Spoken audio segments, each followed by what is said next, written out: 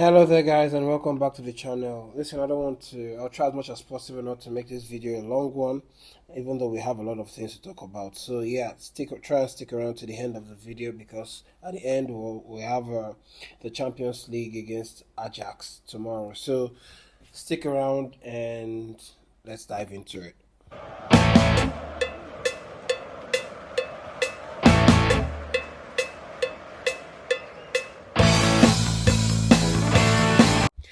So first up, some serious changes at the top of Chelsea's recruitment structure. Report says David Fallow, the former recruitment director from Liverpool Football Club, will help bring in stars like Mohamed Salah, Sadio Mane, Alisson Becker is now set to join Chelsea in a senior sporting role. When you think about this, Chelsea is signaling that they want smarter recruitment, data-led scouting, and long-term player development. He'll be working alongside sporting director Paul Winstanley and Lawrence Stewart, plus talent lead like Joe Shield and Sam Giroux.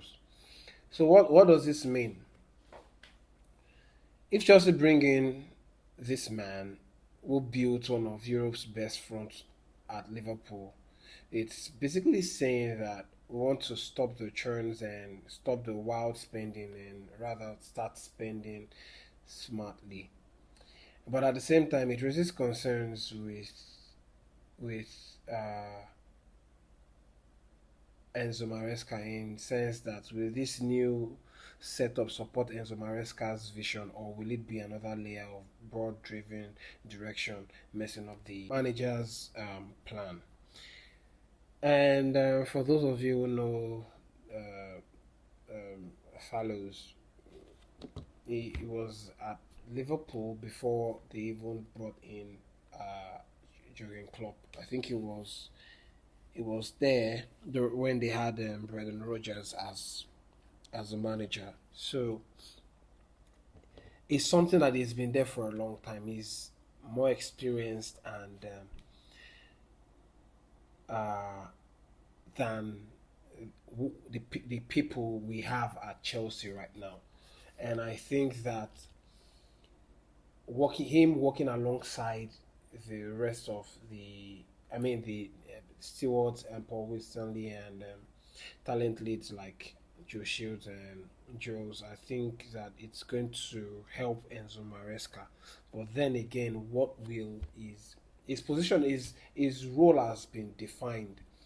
Okay, is I don't know. I think what his role is it on the same level with Paul Winstanley and Lawrence Stewart, or is it coming in as, like, I think he should just come in as a technical director.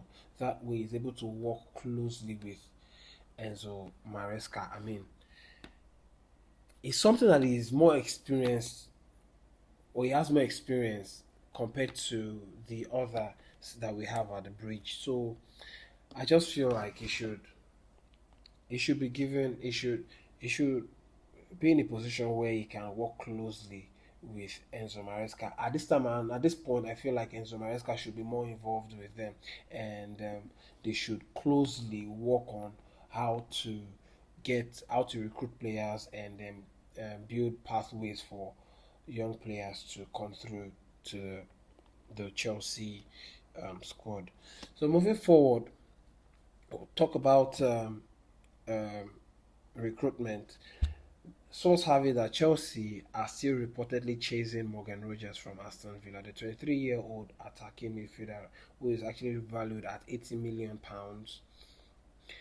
Uh, they believe that it fits the intensity of the Premier League and has the European level competitiveness that Maresca wants.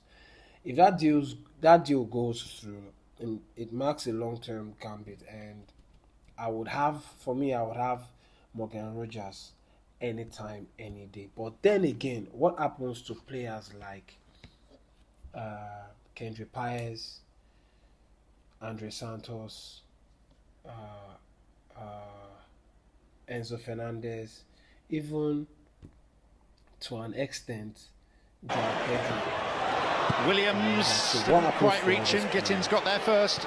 Anderson shouldn't have been allowed. The reason why we Giu, keep and away by players Milenkovic. Strasbourg Nico is for Williams. them to have a final test Milenkovic. before they are willing to give into the Chelsea. And then Sangare on the twist. Anderson A little deeper. That was Igor Jesus. I don't mind And Giu's header. It came with pace.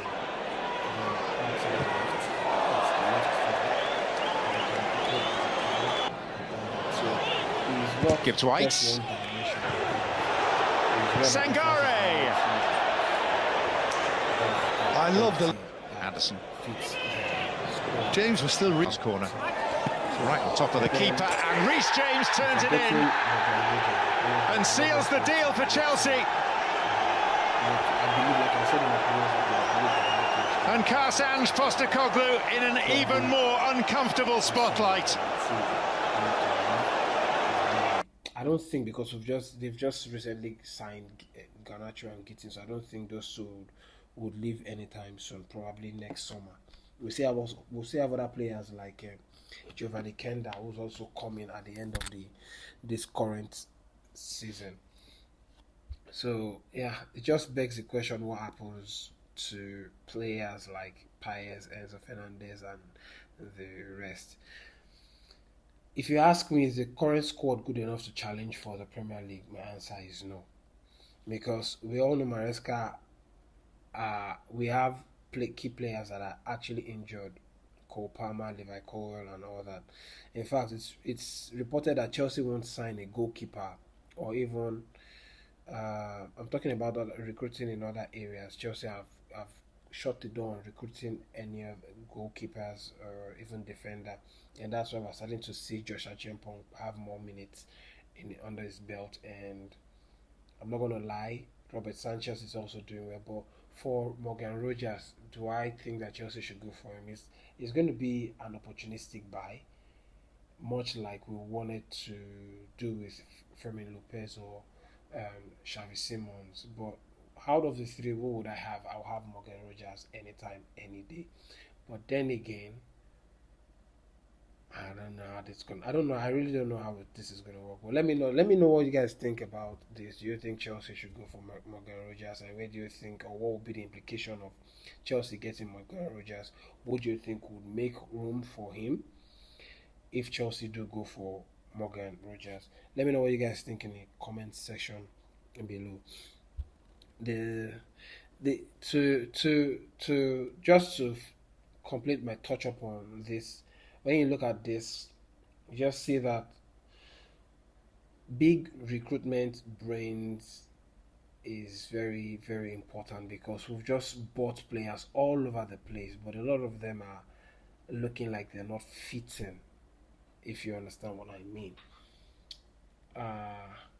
We still have, okay, Buonanotte is also going to be leaving at the end of the summer because Chelsea bought him on loan, just a straight loan and all that.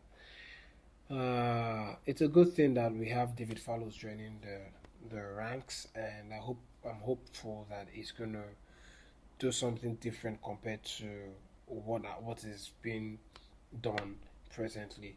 So yeah, we'll move on to the Champions League game that Chelsea we're looking forward to having tomorrow. Actually, Chelsea will be facing or welcoming Ajax to the bridge tomorrow, and Enzo Maresca was quizzed or interviewed today, and he has some of the things that Enzo Maresca said. So he was asked a few questions like what he thinks about the adaptation of Atto, and he said that when Atto joined Chelsea, at first he struggled with the physicality and intensity, but he's getting better, and we all know that we can see the difference between the Atto that joined at first and the Atto that played the closing part of the game against Liverpool. He can play. He can also Maresca. We all know that Maresca, Gerard Atto can play from the left centre back and can also play as the left back and even into the midfield. And we all know that Enzo Maresca is very, very favors flexibility. Okay, Ato, excuse me, is a very, very versatile option, giving Maresca tactical freedom, but it also shows that Ato is still in the process of adaptation. Against Ajax, his physical readiness and positional discipline will matter, and if he's confident and handle the intensity, then Chelsea gain. But if he doesn't, then I hope that it's going to be up to it if he's given the minutes against Ajax tomorrow. And then up front, he talked about Joao Pedro, and Joao Pedro is absent, and that leads me to my lineup that I'll be showing to you guys in a very, very short while. And he said we have McGew and George. They've both played as number 9s in the past. We'll decide tomorrow, and that's for me important. If we look at McGew has been showing signs of improvement. He's not the ready-made, or he's not there yet, but we can say that he's ready. And for McGew, apparently news have it that McGew went to have a conversation with Enzo Maresca in a humble and calm way. Was inquiring of Enzo Maresca what he could do to improve so that he could secure some minutes of important or significant minutes with the squad, and that just screams this player is ready to prove himself. He's ready and all that, and I don't think anybody that you can have it any other way. For him to stand up and decide that this is to go and meet with the boss or the manager, for him to make moves like that only just shows that he really, really wants it that bad. And I'm happy that he's getting minutes. When he joined Chelsea, when he came back he got recalled, I was scared, and I was worried that he might not get enough time because he's still raw. He still struggles to shoot the ball or hit the ball well, even though he bullies defenders and is a handful for defenders and all that. He still struggles to strike the ball very well and all that. So Maresca was like, we have George and Joao Pedro. I nearly forgot about George for a minute. Chelsea must decide whether to go with a relatively inexperienced Gio or George up front. Maresca clearly trusts them, saying that we trust McGew is going to play games for us for sure. The question that I have is that will he be ready for the Ajax pressure? Because the Premier League, the Conference League, is a different gravy compared to the Champions League. The Champions League is the creme de la creme, and we all know that. Okay, it's a moment of truth for their development, and we might actually get to see Enzo Maresca also go with a false 9, not George. I mean, probably Pedro Neto or something. It remains to be seen. Then he talked about protecting players like Enzo Fernandez and players that have been playing through injury. He was asked about Enzo Fernandez, and he said that Enzo Fernandez took part in sessions yesterday. It's not something to be worried about, but we just have to protect Enzo Fernandez. Maresca emphasizes on protecting players rather than hurrying them back, especially Enzo Fernandez, who is very important to the Chelsea side right now because of the amount of distance that he covers each game.